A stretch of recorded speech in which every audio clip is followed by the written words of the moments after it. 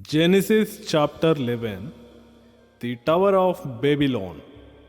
At first, the people of the whole world had only one language and used the same words. As they wandered about in the east, they came to a plain in Babylon and settled there. They said to one another, "Come on, let's make bricks and make them hard." So they had bricks to build with and tar to hold them together. They said, "Now let's build a city with a tower that reaches the sky, so that we can make a name for ourselves and not be scattered all over the earth." Then the Lord came down to see the city and the tower which those men had built. And he said, "Now then, these are all one people and they speak one language. This is just the beginning of what they are going to do. Soon they will be able to do anything they want. Let us go down and mix up their language so that they will not understand one another." So the Lord scattered them all over the earth, and they stopped building the city. The city was called Babylon, because there the Lord mixed up the language of all the people, and from there he scattered them all over the earth. The descendants of Shem. These are the descendants of Shem.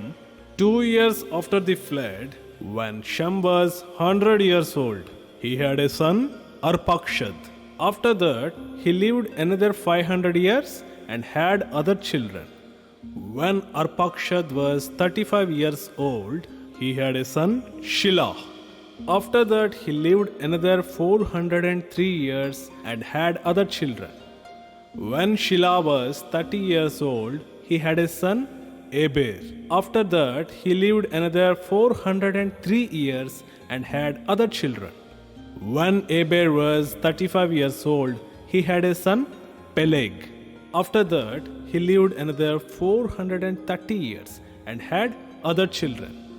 When Peleg was 30 years old, he had a son, Reu. After that, he lived another 209 years and had other children. When Reu was 32 years old, he had a son, Serug. After that, he lived another 207 years and had other children. When Serug was 30 years old, he had a son, Nahor. After that, he lived another 200 years and had other children. When Nahor was 29 years old, he had a son, Terah. After that, he lived another 119 years and had other children. After Terah was 70 years old, he became the father of Abram, Nahor, and Haran. The descendants of Terah. These are the descendants of Terah, who was the father of Abram, Nahor, and Haran.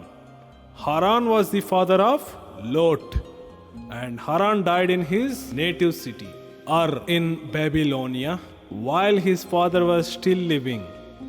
Abram married Sarai, and Nahor married Milcah, the daughter of Haran, who was also the father of Iscah. Sarai was not able to have children.